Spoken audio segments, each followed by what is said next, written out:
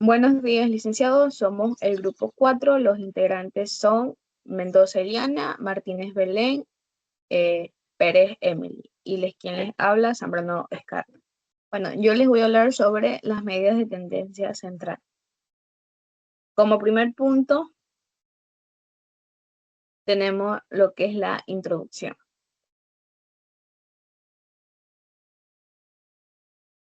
Se dice que las medidas de tendencia central son valores que representan o resumen un conjunto de datos, indicando el punto central o típico de la distribución, explica su importancia, ayuda a comprender y analizar grandes cantidades de información, áreas como educación, economía y salud. Como segundo punto tenemos tipos de medidas de tendencia central. Tenemos en primero como la media, que suma todos los datos de valores divididas entre las cantidades de datos. Un uso que es ideal cuando los datos no tienen valores extremos que pueden distorsionarse al resultado. Un ejemplo, que calcular el promedio de notas de un estudiante. Como segundo tenemos la que es la mediana. Es el valor que se divide en un conjunto ordenado de datos en dos partes iguales, que su uso se dice que es útil para datos con valores antípicos o distribuciones simétricas. Un ejemplo también es determinar la mediana de los ingresos en un grupo de personas. Como tercero tenemos lo que la moda es el valor o valores que más se repiten en un conjunto de datos. El uso que es que se aplica en categorías o datos cualitativos. Un ejemplo que es identificar la talla de ropa más vendida en una tienda. Como tercer punto tenemos la comparación entre las medidas. Las similitudes, que todas buscan representar el conjunto de datos, y la diferencia se ve influenciada por valores extremos, la mediana no, y la moda no requiere de los datos que sean numéricos. Como cuarto punto tenemos las ventajas y desventajas. La media, la ventaja es que usa todos los datos, y la desventaja sensible a valores extremos. La mediana, la ventaja es que resiste a valores extremos, y la desventaja es que no utiliza todos los datos. Y la moda, que la ventaja es fácil de interpretar y la desventaja puede no ser única o no existir en algunos casos. En quinto punto tenemos lo que son aplicaciones prácticas. La media, evaluación del rendimiento académico. La mediana, análisis de ingresos o precios de vivienda. Y la moda, que es encuesta de preferencia o estudios de mercado.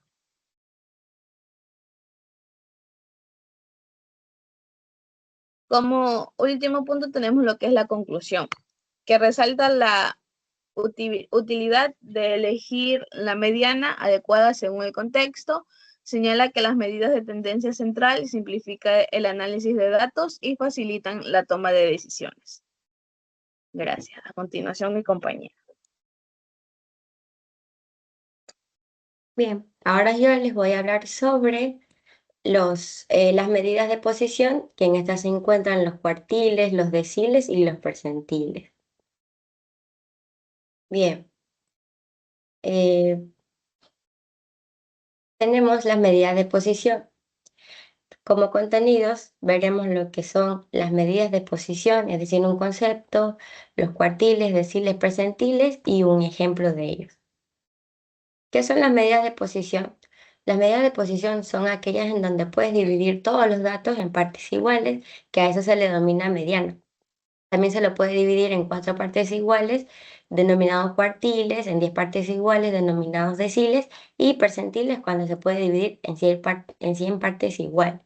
En otras palabras, pues esto nos ayuda más que todo a encontrar más fácil la posición de algún número que queremos buscar, o es decir, de un dato agrupado, de alguna calificación, de alguna o todo lo que tenga que ver con números en realidad. Como siguiente tenemos los cuartiles. Los cuartiles, como su prefijo mismo lo dice, hablamos de cuarto, de cuatro partes. Entonces los cuartiles reciben el nombre de cuartiles a una serie ordenada, aquellos tres términos que dividen a la serie en cuatro grupos de números iguales. Los cuartiles se pueden dividir en cuartil 1, en cuartil 2 y en cuartil 3. ¿Por qué? Porque si habría un cuartil 4, no se podría porque tendríamos cinco partes iguales y no solamente cuatro. Entonces, por eso sí o sí, en cualquier ejercicio, y la fórmula nos menciona que solo se puede utilizar del 1 al 3. Aquí hay un ejemplo en donde están los tres cuartiles y esta serie de números se divide en cuatro partes. Del 14 y 15 tenemos una parte, de aquí 15 y 15, segunda parte, 16 y 16, tercera parte, y 17 y 18, cuarta parte. Ahora los deciles. Los deciles, que de igual manera a los cuartiles, como su prefijo mismo lo dice, decil, de 10, de décimo, es que estos son los que dividen al conjunto de datos en 10 partes iguales.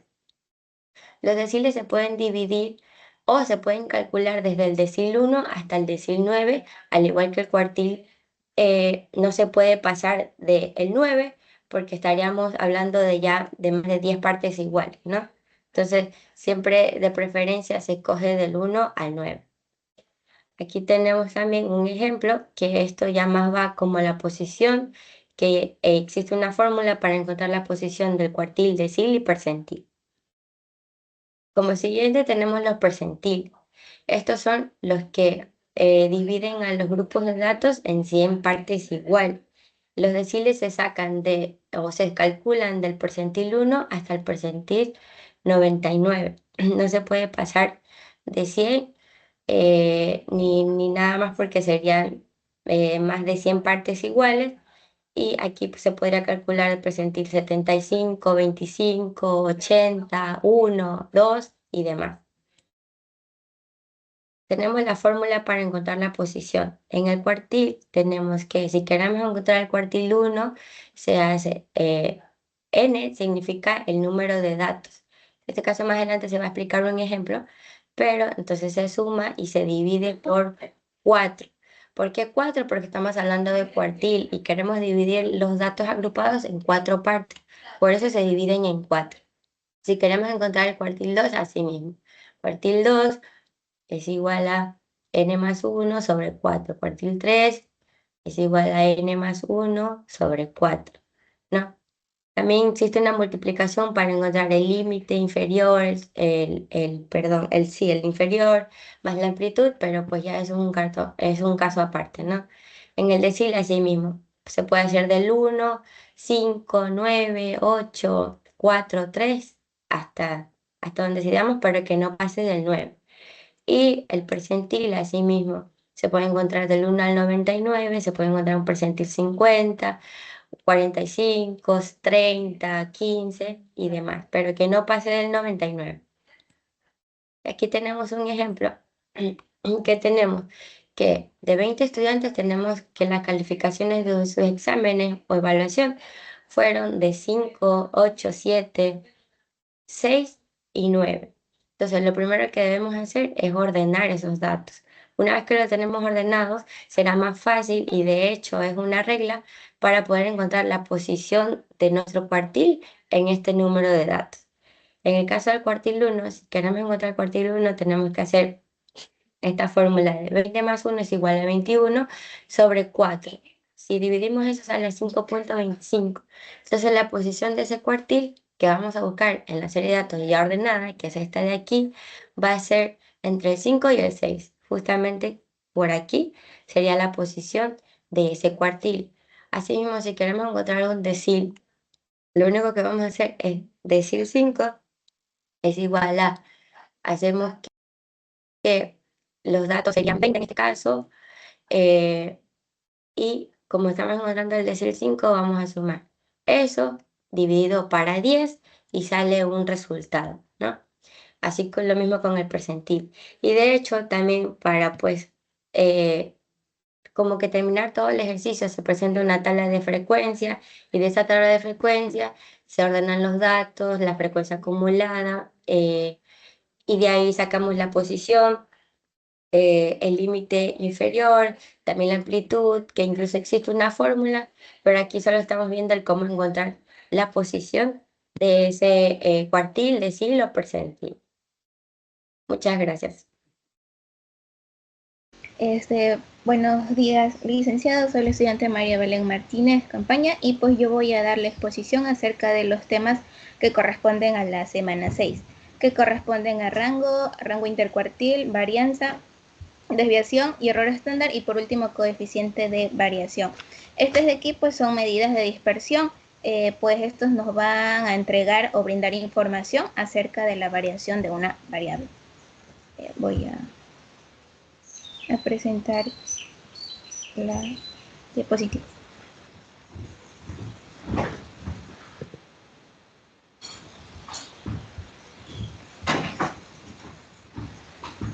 Ya, lo primero que nosotros vamos a analizar ahora es el rango.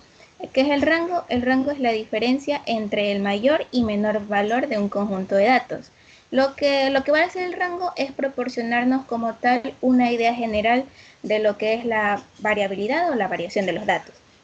Entonces nosotros vamos a asumir que cuanto mayor sea el rango, mayor va a ser la dispersión. Y pues de la dispersión de esos datos y con respecto a qué, a la medida aritmética. Para el cálculo del rango nosotros tenemos que saber cuál es la fórmula. La fórmula es rango es igual a x máximo menos x mínimo. ¿Qué es x? Pues es los datos que voy a presentar a continuación con un ejemplo. En el ejemplo tenemos este conjunto de datos que pues corresponden a edades de algunas personas. Y pues bueno, para la explicación de este ejemplo tenemos que saber que primero hay que ordenar, que eso nos va a facilitar para la identificación más fácil de cuál es el dato máximo y el dato mínimo de ese conjunto. Entonces ordenado tenemos los siguientes valores y pues para eso ya este conjunto de datos se los va a reemplazar en la fórmula y identificando primero cuál es el valor máximo, que es 22, y el valor mínimo, que es 7. ¿Ya? Y pues reemplazando en la fórmula tendríamos que rango es igual a 22 menos 7, dándonos un resultado de rango igual 15. Entonces, el rango de ese conjunto de datos, ¿cuál va a ser? Va a ser 15. Ya, como siguiente punto tenemos el rango intercuartil. ¿El rango intercuartil qué es? Es la diferencia entre el tercer y primer cuartil de un conjunto de datos. El rango intercuartil, ¿para qué se lo utiliza? Este se lo va a utilizar para que la evaluación de la dispersión de un conjunto de datos, pero excluyendo los valores extremos. Ya, este de aquí va a ser como un poco más preciso que el rango anterior que se calculó, porque este va a tomar en cuenta los cuartiles, que ya le explicó mi compañera Eliana, y pues en lugar de tomar los valores extremos, los valores extremos que serían los máximos y mínimos del conjunto de datos. Para el rango intercuartil tenemos la siguiente fórmula, que es rango intercuartil igual a cuartil 3 menos cuartil 1. Ya para eso también vamos a dar la explicación de un ejemplo. Vamos a tomar los mismos datos anteriores, pero bueno, ya lo tomé de manera ordenada para simplificar el ejercicio. Y aquí están el conjunto de datos ordenado. Y pues como es el cálculo de los cuartiles, tenemos que nosotros, o como dato adicional, tenemos que saber que para hacer el cálculo de los cuartiles, primero antes de hacer como tal la fórmula, tenemos que identificar si nuestro conjunto de datos es par o impar. Ya. Entonces, si nosotros tenemos un conjunto de datos par, nosotros vamos a emplear esta fórmula, ya que esta fórmula que nos dice que es igual a cuartil, igual a K significa el cuartil que vamos a hallar por n, que es el número de datos, sobre 4, si es que llega a ser par el conjunto de datos.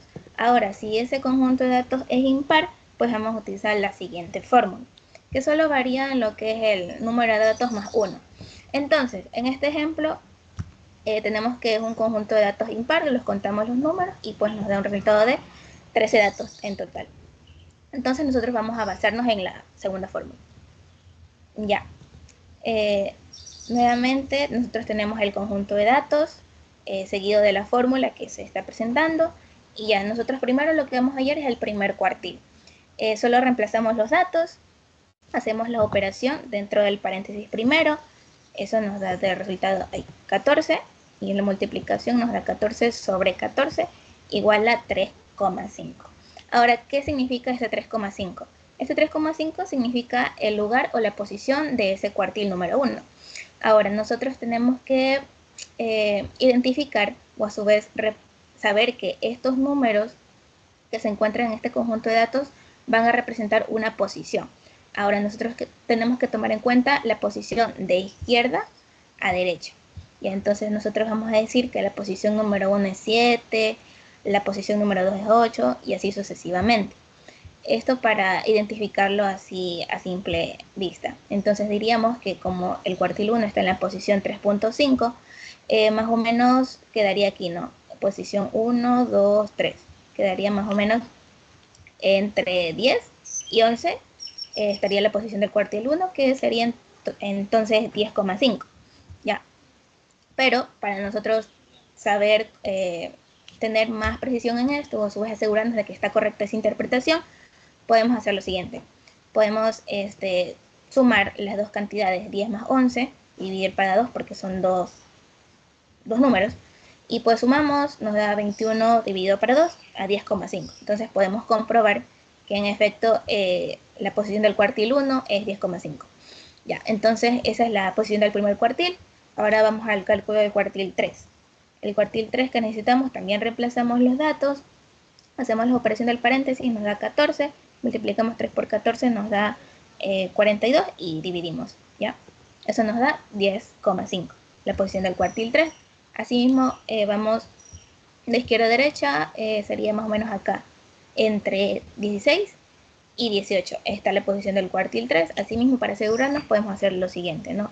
La suma 16 más 18 sobre 2, dándonos como resultado 34 sobre 2 igual a 17. Y así podemos comprobar que en efecto está la posición del cuartil 1 y el cuartil 3. Ya, entonces con esos valores podemos ya recién aplicar la fórmula para calcular el rango intercuartil. Entonces solo reemplazamos, tenemos el cuartil 1 y el cuartil 3. Reemplazamos en la fórmula, nos quedaría rango intercuartil quedándonos 17 menos 10,5, dándonos un resultado de 6,5. Entonces, ¿cuál es el rango intercuartil de ese conjunto de datos? 6,5. Ya. Lo siguiente que vamos a ver son otros tipos de medidas de dispersión. Nosotros tenemos primero la varianza. ¿Qué es la varianza? La varianza es una medida de dispersión que va a representar lo que es la variabilidad de una serie de datos con respecto a ¿qué? Con respecto a su media. Para el cálculo de la varianza, nosotros vamos a usar o tener en cuenta que estas se emplean dos fórmulas. Ya. Una fórmula que va a ser para la varianza poblacional, que es la siguiente, y otra fórmula que es para la varianza muestral, que es la siguiente. Ahora, la varianza poblacional, ¿cuándo la vamos a usar? Esta la vamos a usar cuando nosotros estemos trabajando con un conjunto de datos que van a pertenecer a una población. Mientras que la varianza muestral vamos a usarla cuando nosotros estemos trabajando con la muestra de una población. Ya. Y pues eso ya independientemente va a decirte el ejercicio sobre qué datos se está usando. Lo único que va a variar en la varianza muestral es la diferencia entre el número de datos menos 1. Que esto más se lo hace como que para corregir un sesgo que pueda haber en ese conjunto de datos, es decir, una falta de precisión o a su vez una distorsión de los datos que existen. Ya. Esto lo voy a explicar más adelante también con un ejercicio en el que van a constar todos los tipos de dispersión, medidas de dispersión. Ya, la siguiente medida es la desviación estándar. La desviación estándar también es conocida como desviación típica o sigma, es el signo, es una medida que ofrece la información sobre la dispersión de una variable. Asimismo tiene su fórmula. Este es igual a sigma, solamente es sigma igual a raíz cuadrada ¿de qué? De la varianza. Ahora, si yo estoy calculando la varianza poblacional, va a contenerse dentro de la raíz la fórmula de la varianza poblacional. Y si yo estoy utilizando una varianza muestral, va a pertenecer aquí. Obviamente en este ejemplo de la fórmula estoy usando la fórmula para calcular la desviación estándar de la varianza poblacional. Ya. Lo siguiente que tenemos es el error estándar. Este error estándar nos va a indicar cuánto se van a alejar los valores muestrales de la estimación de la media verdadera o del valor poblacional. Eso también se guía por una fórmula que es SE sobre varianza sobre la raíz del número de datos. SE porque en sus siglas dice estándar error, entonces por eso sus siglas. Y pues el error estándar, tenemos que tener en cuenta que en este error estándar, cuanto menor sea el resultado, menor sea, o sea, la cantidad que nos dio como resultado, mayor va a ser la precisión de nuestros resultados. Por otro lado, si los valores son más altos, pues vamos a darnos cuenta o a su vez de notar que va a existir una mayor variabilidad de las observaciones. Ya, lo otro que voy a explicar es el coeficiente de variación. Este de aquí es la relación que existe entre la desviación típica de una muestra y su media. También tiene una fórmula que es igual a coeficiente de variación sobre la desviación estándar sobre la media aritmética multiplicado por 100. Ya. Ahora sí, con estos conceptos dados y con las fórmulas dadas podemos hacer la aplicación de un ejercicio en el cual voy a explicar los 4 medidas de dispersión. Ya, tenemos los datos. Estos datos ya están previamente ordenados, que pues estos de aquí van a representar lo que es las edades de una población, ya de 5 a 10 años, serían de niños. Ya, entonces, para eso yo ya hice esta tablita, pues, pero voy a dar la explicación de dónde salieron estos números. Ya, ¿qué va a representar X? Esta X que está aquí va a representar lo que, como tal, las edades, ¿no? Las edades de lo que se encuentra en los datos. Y F es la frecuencia en la cual se repiten esos datos. Vemos que 5 se repite 3 veces, 6 2 veces, 7 4 veces, 9 una vez y 5 10. Y 10 5 veces. Ya, eso también tenemos que sumarlo, hacer la sumatoria que nos da total 15 datos. También es necesario hacer la multiplicación de lo que es el número de datos. A ver si, sí, los datos, cada uno de los datos, ¿por qué? Por su frecuencia, ¿ya? Y así mismo multiplicamos 5 por 3 igual a 15, multiplicamos 6 por 2, 12 y así sucesivamente. Y a esto también tenemos que pues, hacerle la sumatoria correspondiente. ¿Por qué?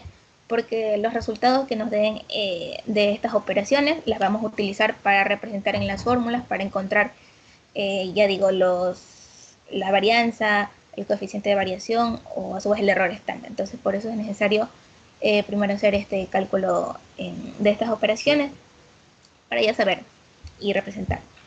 Ya, asimismo, nosotros tenemos aquí otra, puede decirse otra fórmula que tenemos que calcular allá. Y para la columna número 4 tenemos que primero calcular el promedio, porque el promedio, ya hemos visto cómo se calcula el promedio, pero también ya voy a explicar eso. El promedio lo utilizamos para representarnos. Entonces, primero aquí vamos a encontrar el promedio del conjunto de datos. El promedio va a estar dado por esta fórmula. Este signo que se a ver si puedo el puntero. Ya, esta fórmula que está aquí está como E, significa sumatoria. Entonces nosotros tenemos que el promedio va a ser igual a la sumatoria de X por F sobre el número de datos. Entonces, promedio es igual a 114, por eso es necesario hallar esta sumatoria. Entonces representamos 114 sobre n, el número de datos, que es 15, ¿no? Entonces dividimos y nos sale 7,6 en promedio del conjunto de datos. Ya, entonces con esto ya podemos representar en esta fórmula de aquí. Entonces tenemos que reemplazando, tenemos 5, que es el dato menos lo que es el promedio, elevado al cuadrado, dándonos un resultado de 6,76. Y así mismo el siguiente número, que es el 6, entonces vamos a asumir que entonces es 6 menos 7,6 elevado al cuadrado, dándonos un resultado de 2,56. Y así sucesivamente los siguientes valores. Ya, aquí no se hace sumatoria porque no la necesitamos. Y en la otra sí vemos que tenemos sumatoria y esta cómo se hace. Pues simplemente es la multiplicación de la columna 4, ¿ya? ¿Por cuánto? Por la frecuencia, ¿ya? Entonces tenemos 6,76 por 3, 20,28. Asimismo, 2,56 sería, ¿por cuánto? Por 2, 5,12. Asimismo, 0,36 multiplicado por cuánto? Por 4, 1,44. Y así sucesivamente. También realizamos la sumatoria de esta columna, nos da un resultado de 55,82. Ahora bien, ya conocidos estos datos, podemos ya utilizar el resultado total de cada uno de ellos para representar en la fórmula. Ya, entonces primero que vamos a hallar la varianza. La varianza tenemos que hallarla primero porque de ella va a depender las siguientes medidas de dispersión. En varianza tenemos la fórmula que ya expliqué anteriormente, que es igual a sigma al cuadrado por... ¿Y cuál va a ser esta? Va a ser la sumatoria de la columna 4. A ver, no, de la columna 5. Ya, la sumatoria de esta es sobre ¿qué? Sobre el número de datos. Entonces solo reemplazamos sumatoria igual a 55,82 sobre 15. ¿Ya? Y eso nos da un resultado de 3,72 años. Recordemos que estábamos trabajando con las edades de una población de niños. ¿Ya? Entonces, años al cuadrado. Tenemos que acordarnos que la varianza se va a ubicar en unidades cuadradas, ¿ya? ¿Y cuál era la unidad? Era la que se ubica en las X, que son las edades. Entonces, por eso nosotros tenemos que poner aquí años, en este caso por el ejemplo de este ejercicio, al cuadrado. Ya, y esto es fácil, ¿no? Solo es representar y tenemos como varianza 3,72. Como siguiente tenemos que encontrar la desviación estándar. La desviación estándar simplemente es la raíz cuadrada de este resultado, de la varianza. Entonces, igual a sigma, raíz cuadrada de ¿qué? De 3,72. ¿Cuánto es eso? 1,93. Esta es nuestra desviación estándar. Ya calculamos el error estándar con la fórmula sigma igual sobre raíz cuadrada del número de datos. Reemplazamos también 1,93 sobre la raíz cuadrada de 15. Asimismo nos da un resultado de la raíz cuadrada de 15, 3,87. Dividimos esto igual a 0,50. Y por último hallamos el coeficiente de variación. También tenemos la fórmula y pues la reemplazamos con lo que nos resultó acá. Por eso lo primerito que tenemos que hallar es la varianza. Ya, reemplazamos, nos da igual a 1,93 sobre cuánto, sobre el promedio, que sería, ya lo llamamos primero, sobre 7,6. Ya, y hacemos la división, nos da 0,25. Ya, ¿por cuánto? El 100 es como que para dar un porcentaje así exacto, entonces por eso se multiplica por 100. Sería igual a 25%. Y eso sería toda la explicación acerca de estas medidas de dispersión. Gracias. Buenos días con todos, mi nombre es Emily y hoy les hablaré sobre las representaciones gráficas en Excel para un análisis estadístico. En la estadística descriptiva, las representaciones gráficas son fundamentales para entender los datos. Excel es una herramienta accesible y poderosa para estos ejercicios de aquí. El objetivo tenemos que vamos a comprender las principales funciones y gráficos de Excel utilizados para analizar y visualizar datos estadísticos de manera efectiva. Primero vamos a revisar lo que son las fórmulas básicas en Excel. Por ejemplo, si queremos sumar un conjunto de valores, utilizamos suma seguida del rango. Las fórmulas y funciones básicas. Las fórmulas básicas, como primero tenemos lo que es la suma. Suma A1 y A10. Esta fórmula explica que nos permite sumar todos los valores dentro de un rango de celdas. Por ejemplo, si tenemos varios números en la celda A1, A10 y queremos saber su total, usaríamos la fórmula suma. En la resta, que es A1 menos B1, aquí hablamos de la fórmula que resta el valor de una celda a otra. Ejemplo, si en la celda A1 tenemos 10 y B1 4, A1 menos B1 nos daría 6. En la multiplicación, A1 por B1, esta fórmula multiplica los valores de dos celdas. Ejemplo, si A1 tiene 5 y B1 tiene 3, la fórmula nos da 15. En la división, A1 dividido para B1 explica que esta fórmula divide un valor entre otro. En las funciones básicas, como promedio, máximo y mínimo son esenciales para identificar tendencias y extremos en los datos. Aquí tenemos lo que es promedio, A1 y A10, el valor máximo que es A1 y A10, valor mínimo, contar y los contar valores no vacíos.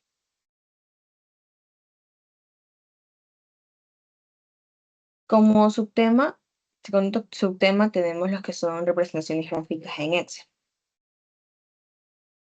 El histograma, lo que podemos visualizar aquí es una representación gráfica utilizada para analizar la distribución de una variable cuantitativa.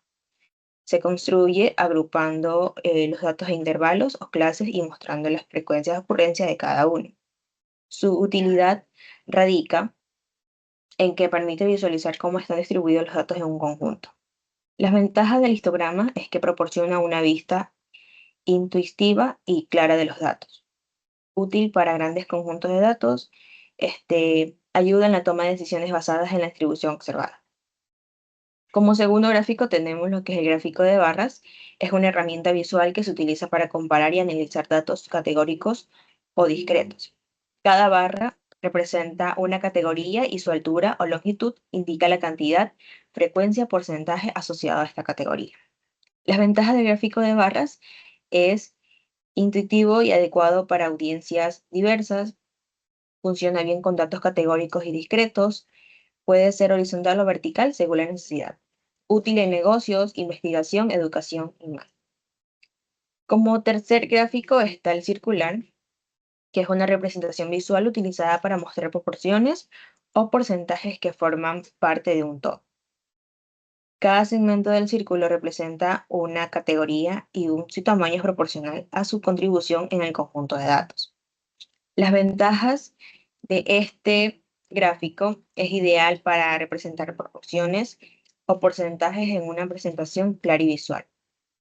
Capta la atención del público, proporciona una vista general y rápida de los datos.